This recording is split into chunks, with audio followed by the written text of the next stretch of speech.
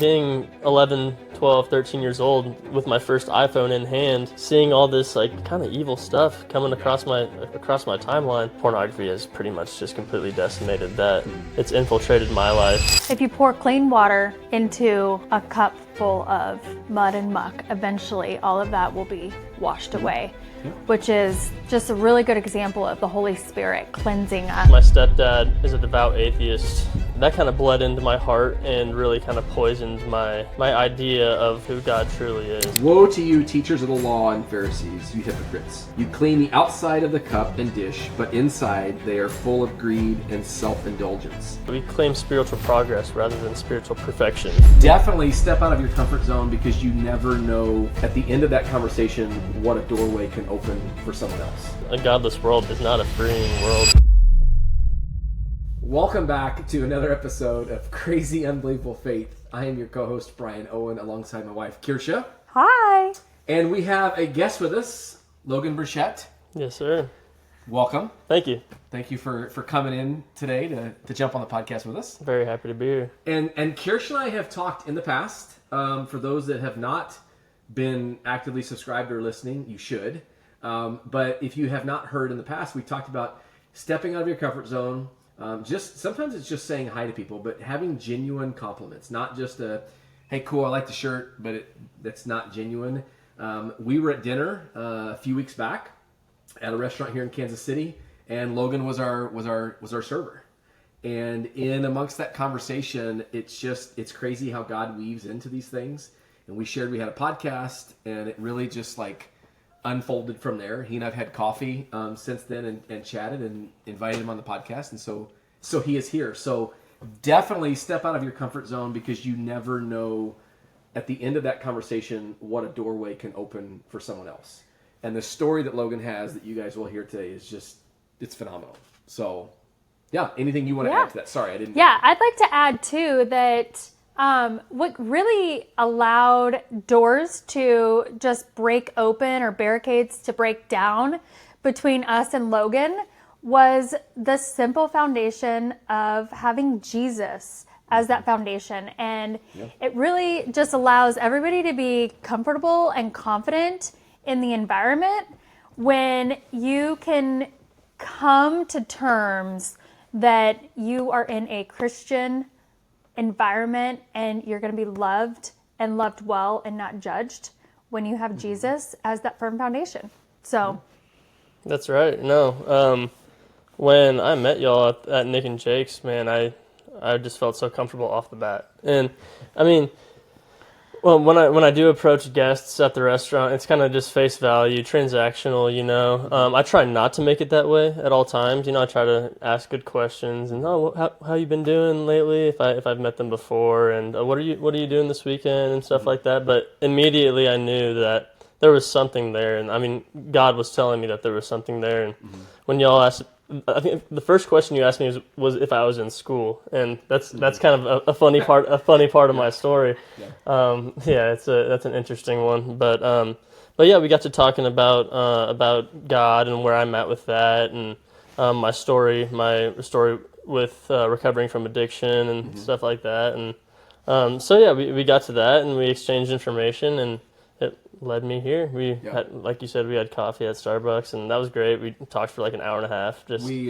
We got deep pretty quick, even at the restaurant. And Kersha and I we're not really surface level people. Like we like to go deep pretty quick when we're talking with people, and again, because it's just, you don't know whose life you can impact, right? And it's just a blessing. Like we enjoyed getting to know you that evening briefly, and then obviously you and I had coffee and able to chat some more. So kind of share, I guess, for our viewers, for our listeners, like, you know, who is Logan? Like a little bit of your journey, and that's led into your story, and kind of that God movement and what you've seen him do in your life. Okay. yeah. Well, I was originally born in Omaha, Nebraska. Moved here when I was like 5. Dad's a salesman, mom's a teacher, elementary school teacher, and everything was cool. I had a pretty normal childhood, like nothing crazy. The biggest thing that really happened in my childhood was my parents' divorce when I was like 6 years old. That was huge. It was pivotal, but it's also a very common thing, unfortunately, nowadays. So that was big. I was raised Catholic, and I always had this unwavering faith from the time. I mean, from the time I really understood what religion was up to about 13 years old. I was like, God's got me. You know, went through First Communion.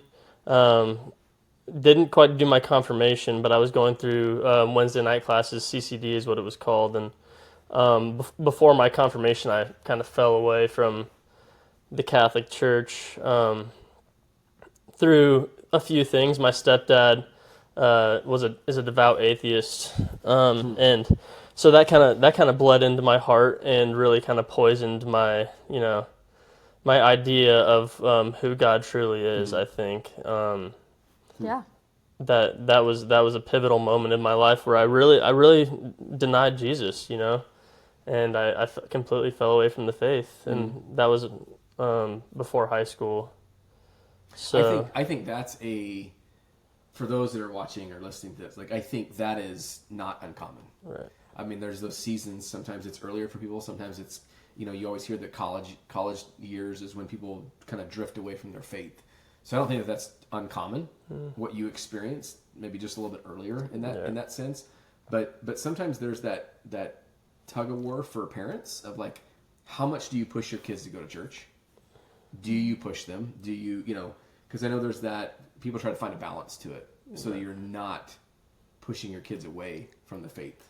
Well, and I would say one thing that is starkly uncommon in your story is your mom was on board with you going to church, and part of that up until the time she got remarried and then married an atheist. And that allowed a doorway to be open that really took you a different direction. And yeah, those things can happen, but typically you don't find them coming from without like a traumatic source of a parent just decided, no, we're not going to believe in Jesus anymore.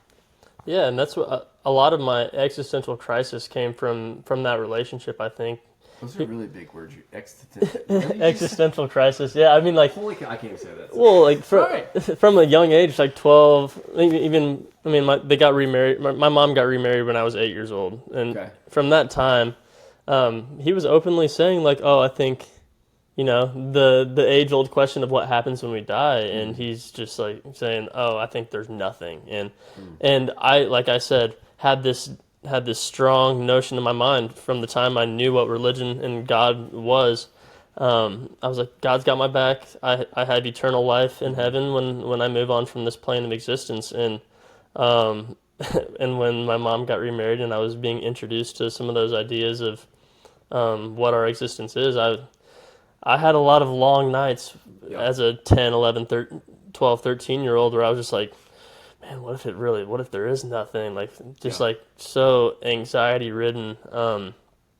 And people say that's a freeing notion, but it's never been freeing for me, like, a godless world is not a freeing world. And, it's evident, as time went on and I was introduced to the drugs, I was introduced to, the closer I got to the partying and stuff of that nature, the further I was drawn from God. Yeah.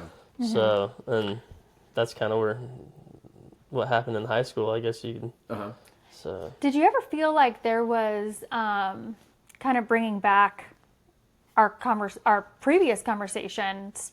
Like there was an external force that kind of heated your internal force? yeah, definitely. Just a lot of different things, like my relationship with my stepdad, him saying that, him speaking of his atheism, and then just a lot of, I think a lot of things in the world, and being at school with people that were deniers of Christ, and it was coming at all angles, I was kind of like, my generation's kind of like the test dummies for social media. And so being 11, 12, 13 years old with my first iPhone in hand, seeing all this like kind of evil stuff coming across my timeline, that was another source for that existential crisis that I kind of spoke about, and I was starting to lose that faith in Jesus and that eternal life that is granted to me through faith in Him. So yeah, How did you? That's a really good point. Like, we didn't grow up with that.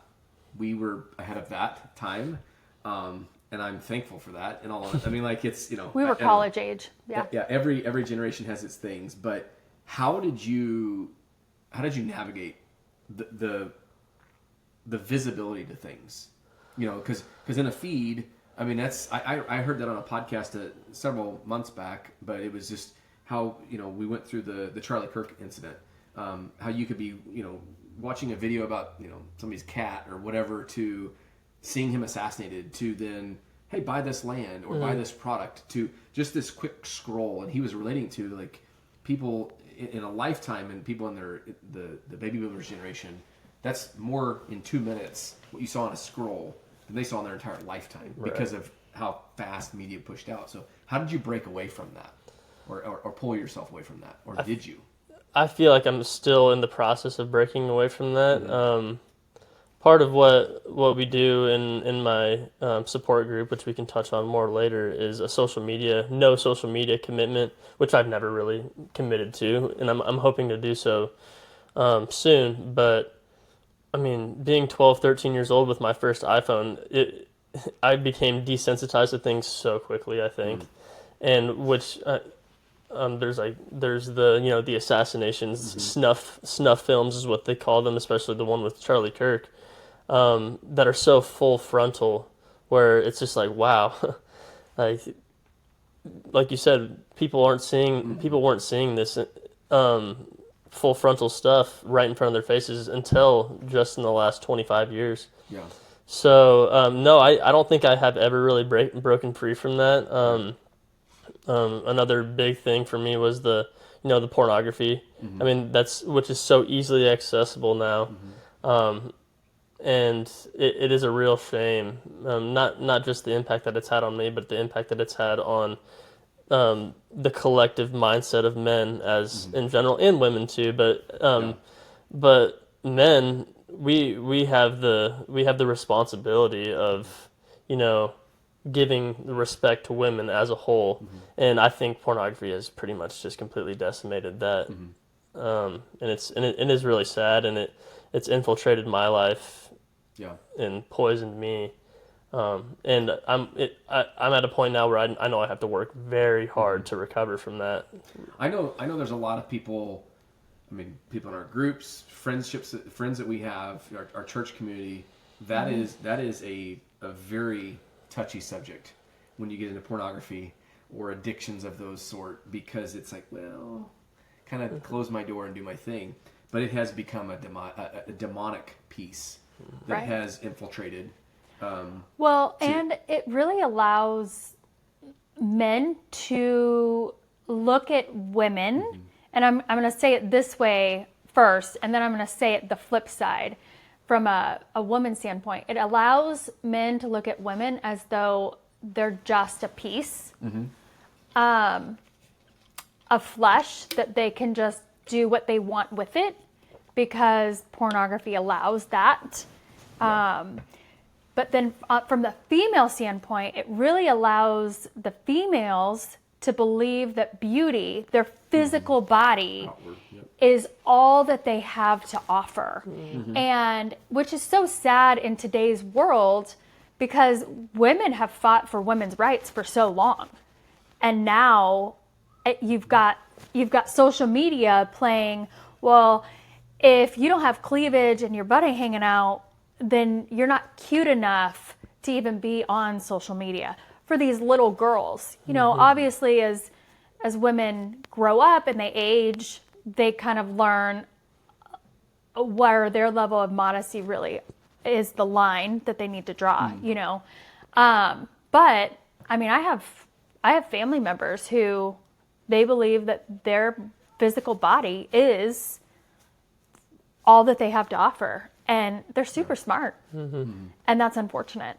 Yeah, desensitization to all of those things. Yeah, has led to a dark spot for sure. So Keep going. Sorry, I didn't mean to. Oh no, it's all good. No, this is a really important topic to me because, I mean, I have a different relationship with pornography than I feel like most people do, and it's not what most people think. When I was 13 years old, I was approached by a man who was dating one of my good friend's moms at the time, and he seemed like a cool dude, like really really young at heart, and like he was a flag football coach. He took us paintballing and stuff like that, and was just like he would listen to us too. He would pretend like he cared, and eventually he ended his relationship with my friend's mom, and ultimately my freshman year of high school, so about a year and a half, 2 years later, after my initial meeting with him, I somehow found contact with him again. He was actually grooming kids that were a couple years younger than us, and through mutual friends, I was like, "Oh my gosh, I know you! I remember you! Like you're this cool guy that was taking me paintballing and stuff." So ultimately, what was going on with the whole situation, I'm not going to get too deep into it, but he was jailbreaking our phones and other devices, which means we could get all the apps for free, all the music for free, all the movies for free we wanted. But what he was also doing was gaining access to our front-facing cameras. And he was paying us to view these videos, and he was like, "Oh, the ads from these videos, and rather than going to the company, they come to my pocket, and so I can pay you." But he was getting the money from recording us and selling, And we had no clue he was recording us. We just saw the dollar sign, and we saw the sexual activity going on screen, and we were like, "Oh, double whammy! I'm gratifying myself, and I'm getting paid to do it." Like that's prostitution through social media. Yeah, it was exactly what it was. It was what it was a child exploitation case. He got charged with 50 years in federal prison. Ultimately, I'm sorry you went through that, man. Yeah, it was That's tough. hard. Yeah. I think the grooming. Sorry, I didn't mean to cut you off. No, you're okay. No, I think the grooming. We talked about this a little bit over coffee. I think the grooming happens in so many different ways. Oh yeah. We've had this talk at our church, and it's sad that we have to have that conversation because it's not just in a social media sense or online sense. It happens in person, and it's you just get people on your side, and you just don't always know. It's sad. You don't know where they're going with it, but it's also 20, 30 years ago. It's this, if you met somebody, hey, you got kids, we have kids, let's just get together and have dinner and get our kids together. Yeah. Because you were innocent until you proved yourself guilty. Today, it's the total opposite of that. Right. Everyone is guilty until you prove yourself innocent. Right. Us going to dinner, your guard is always up with people. You try to be friendly, but it is transactional to some degree. Yeah. But to so many other people, it's like, if they're not willing to let their guard down and kind of take that risk to a degree, you just don't know, again, the conversations, the connections like this. And I think what broke the ice that night was our kids thought you looked like Forrest Frank. Yeah. And you're like, who is Forrest Frank? You're like, how do you not know this guy? But one thing I wanted, you were talking about grooming, Brian. I was traveling through Memphis, Tennessee, back in 2009, the winter time frame of 2009, and I had stopped to get gas. I was on fumes. Looking back, I shouldn't have gotten my gas tank down that low. And I pull in, and I was approached by a girl my age traveling with a man significantly older, and how everything went down was really weird. My guard went up immediately. She was asking me all sorts of questions, how old I was, if I was old enough to have a credit card, if I was from there. And I'm like, I told you, no, I'm not from around here. Find somebody else. And luckily for me, I had the military experience to give me those red flags. And I'm intuitive enough that I listen to those red flags. But not everybody has that same sixth sense that people like to call it. And I think you find it more so in women than in men, because women do have to be more cautious in the world in which we live in. And that's unfortunate that we have to state that as a fact, but it is true. But I think it's just a really good point of, it's not just in social media. It's in person. Sometimes it's at a gas station. Sometimes you could be at a department store and they're encouraging you to try on certain items, you know? So it's just really sad, the world in which we live in. Yeah. No, definitely. I have to proclaim my forgiveness for him. Unfortunately, he took his own life before he could go to jail, but I have to really proclaim that, because if not, I'm just going to continue to let the effects rule my life, you know? Good for you. So, and I don't think I've fully forgiven, but doing it in this setting and doing it to God, and I think that'll be a huge help for me. Yeah. But, you know, like, I only want to use this experience that I have now to help people. I don't help people with, like you said, putting their guard up, really recognizing the signs of grooming, and also helping with the whole addiction to pornography. I think that's just been, I think it's been so played out nowadays that we really need to find a way to reel it back in, because it's just creating really a disease. The disease of addiction goes across all mediums, and that's a big one. So it used to just be drugs and alcohol that you were addicted to. Pornography was there, but it wasn't as prevalent. You know, there was magazines. You know, it was like, but now with the internet and what's happened, it has exploded. Right. But you were saying, I want to go back to you were saying that you view it differently. Like, unpack that. Like, how, you know, you see pornography differently, or yeah, just my relationship with it. Every time I watch it, I feel like I'm getting paid. I do it like it's my job, you know.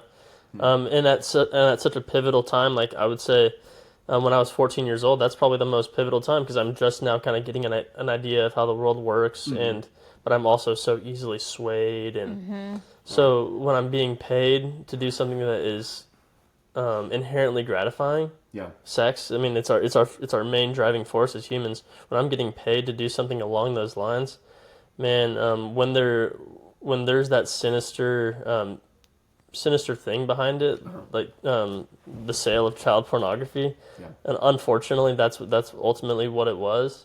That really does a number on a man's psyche, I think. So yeah, I mean, to this day, I think that, and I don't know how other people react to it, but I just think, given my experience, the reward center in my mind involving porn is just really kind of messed up. And I don't want to say I have to work harder than anybody to recover from it, but what's EMDR? Eye movement desensitization and reprocessing. There you go.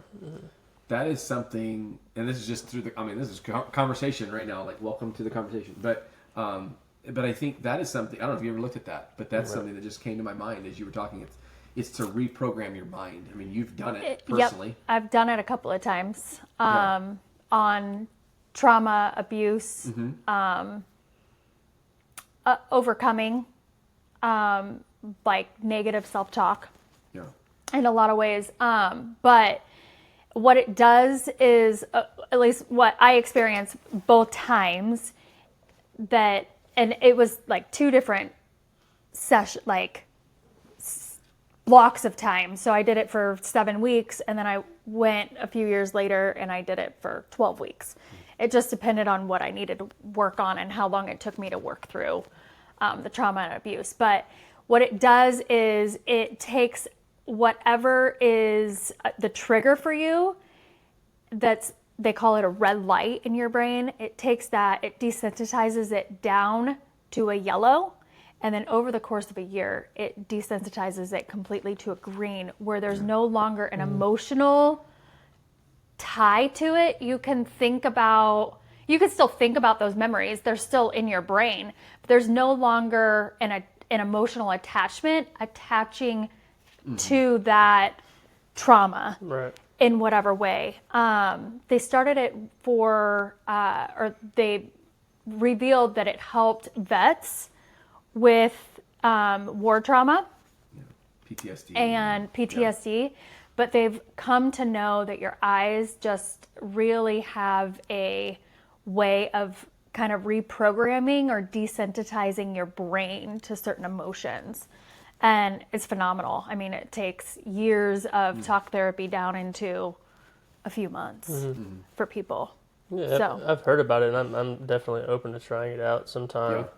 Yeah, I think that could definitely be beneficial for me. Luckily, I have the advantage of also being in a support group too. So Yeah. something that they tell me, something that my sponsors tell me is, I mean, abstinence. In this case, abstinence from this specific thing is really going to help me. And it's easier said than done. But he said, if you have the desire, pick up the phone, call one of your bros, or call your sponsor. Literally, just find anything else to do other than that thing. Because just doing it one more time is going to perpetuate the cycle. You're going to keep going. You're going to keep going. And that's the last thing I want, because it's going to bleed into all aspects of my life. Like I'm not going to, if I keep on this path, I'm not going to, I'm not going to find a fulfilling relationship. I'm not going to be a part of the fulfilling relationship that I need to be, and that's really what it boils down to. And that's really my goal surrounding furthering myself from those behaviors, right? And I think it's also giving yourself grace. I know you're in, you talked about the steps and you have that support group. I think there are tendencies that we all get so hard on ourselves of, man, I failed or I fell off. Like, can you speak to that a little bit? Like, if somebody, I don't want to say relapses, but if they fall off or relapse, like, or become stagnant. Yeah, mentally, how did you work through, or how do you work through things like that?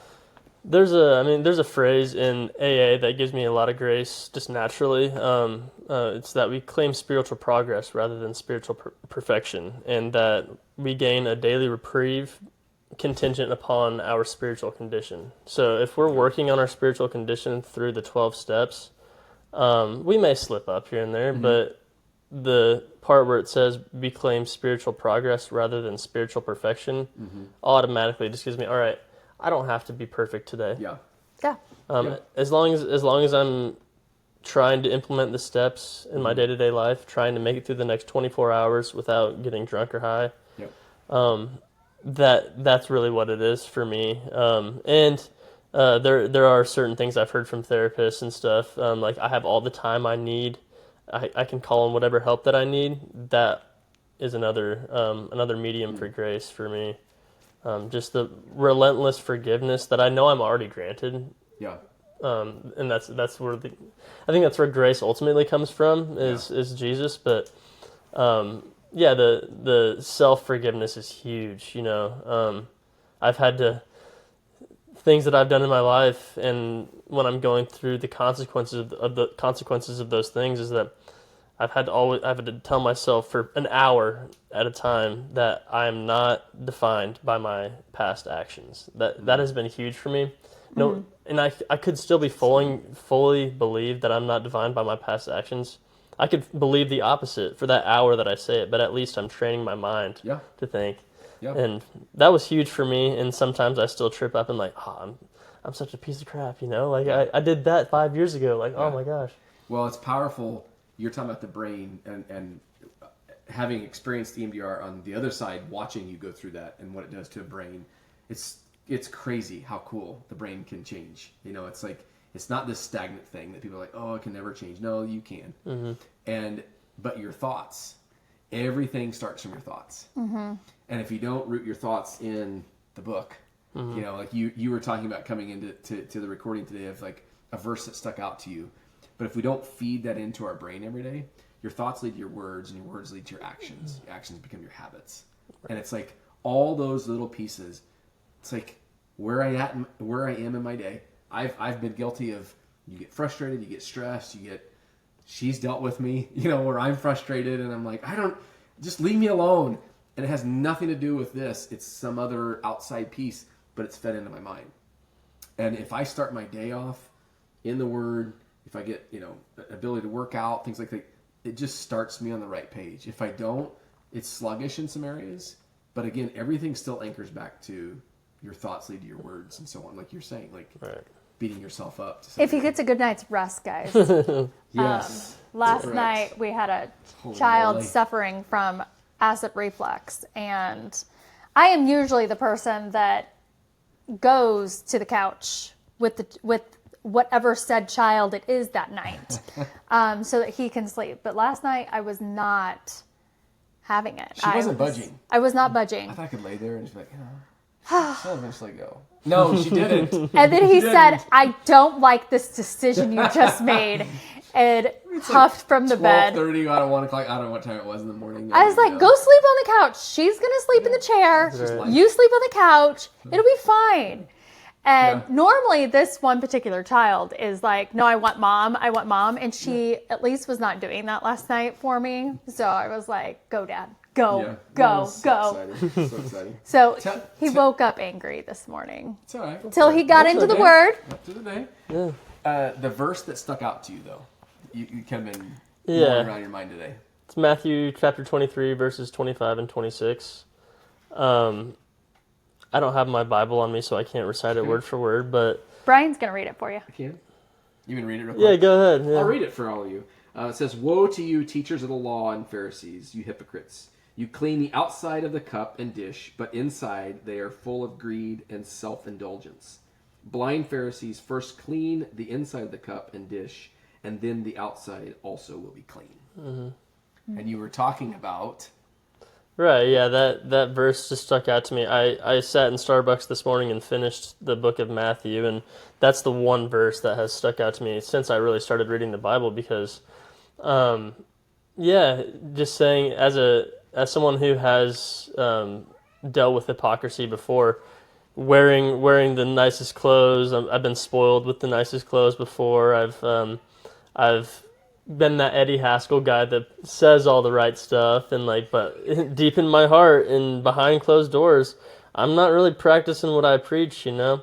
And I think that's what Jesus was saying when he was pretty much calling out the Pharisees and saying, you wear these silk robes, you wear the crowns, you do all this, you all do all this stuff, you preach all these things, but behind closed doors, and when looking upon the needy, you look upon them with shame rather than with a helping hand, and that's really evident in my life lately. I've really been trying to, in all my actions, in all my thoughts, really just trying to purify them. Yeah. And I can't do that myself. I have to, I have to dive into the Word. I have to lean on my fellows. I have a fantastic fellowship to lean on. And I mean, awesome. Stuff like this too, talking about it with y'all, and having these kind of meetings, man, it really just, it's part of the purification process, I think, and I think that verse is really kind of what is setting off my purification process, which is super cool. It feels awesome. If you pour clean water into a cup full of mud and muck, eventually all of that will be washed away. Yeah. Which is just a really good example of the Holy Spirit cleansing us. Mm-hmm. And I love it. Sorry to cut you off, but people, you're being brainwashed. Sometimes people need their brain washed. Right. They need the purification of that. Yeah. They need that cleanliness brought into their life. Sorry. Right. No, it fed right into my analogy. Yeah. Thank you for that. Just finishing it. Oh, okay. That's great. Finish each other's sandwiches. But I appreciate. I appreciate you coming on and just sharing, because... Well, I have one more question. Oh, okay. Go. You can't close this out yet. Right. So at what was the turning point for you? Mm. Oh, gosh. That's a loaded question. Okay.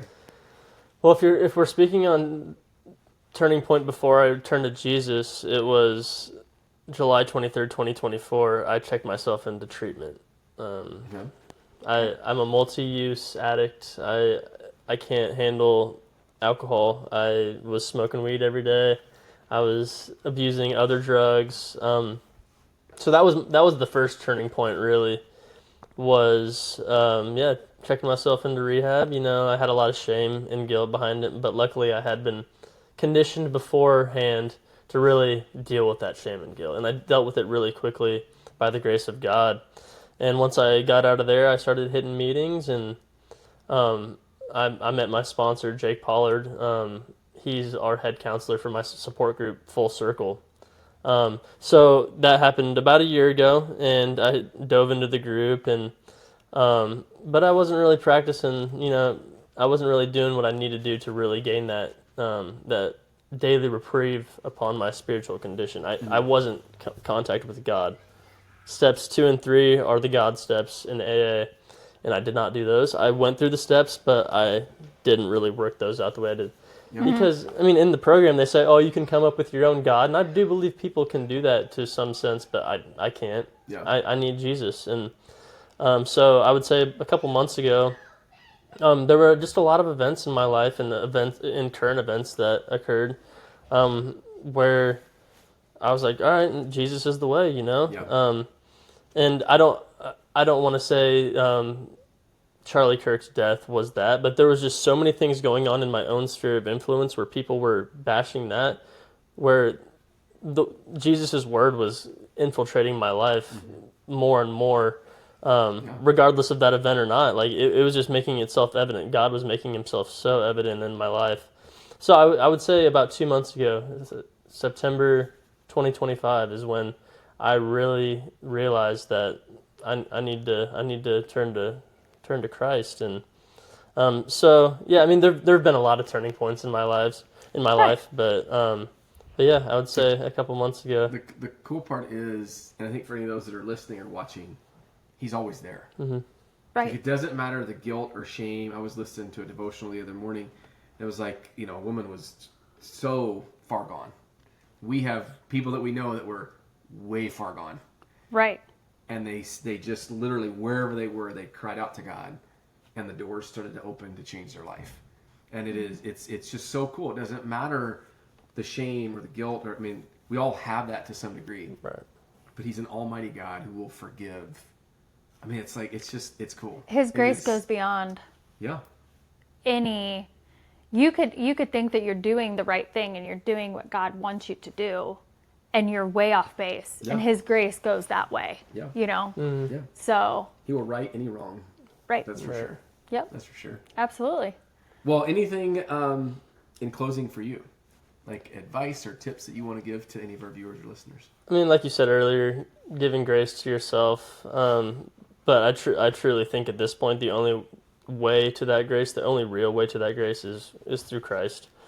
And one day at a time. That's been my mantra for the last about year and a half, is just take everything one day at a time. Whether you struggle with addiction or not, life can get hard, and yeah, life, it hasn't been easy. It's not easy for anybody. But speaking from my own experience, man, I've had to really buckle down, and I've really committed some serious things that I no longer hold that shame and that self-resentment. I know that's no longer on my shoulders. They're just learning experiences now, and if everybody can turn what they do and what has been done unto them into a learning experience, man, I think that's the most important thing. And doing it one day at a time, right? Like that's all we have is the next 24 hours, and that's a blessing, every 24 hours that we're granted by God. Yeah. Don't worry about tomorrow. Tomorrow has its own worries. Mm-hmm. For sure. Focus on today. Yep. Yeah, and the past is gone, Exactly. Exactly. Yeah. Anything for you in closing? No. Well, no. I just want to say thank you for coming on. So gosh. I was already going past I know. Thank you, Logan, for coming on, for being just so authentic and true to who you were, and for moving on from it. So that's where the real courage steps in, is you were able to take your life by the reins and really drag it in a different direction. Right. And that's awesome. The blessings, I'm proud of you. Yeah, the blessings are coming. Yeah. Yeah. It's just we can't always see it, and I know, again, I'll echo, thank you for coming on. Thank you for being transparent with our audience, and to our audience, to those that are listening. if there was something of value, or if you have questions, I mean, I'm sure we can get you connected to Logan. Yeah. If you have questions of, okay, what was that? Or if you want to talk to Kersha about EMDR, what was that? We can link some of that in our show notes. Just because, I don't know, it seems like it's that time of year where people really start to reflect on this as we get into the holidays and the family gatherings. Some of these things kind of bubble up. So if something was of value to you, or it would be valuable to someone else, please share this. Please forward it along. That's how our community grows. But that's how stories like Logan's get out to impact someone and change their life. So until next time, thank you so much for joining another episode of Crazy Unbelievable Faith. Have a great one. Bye.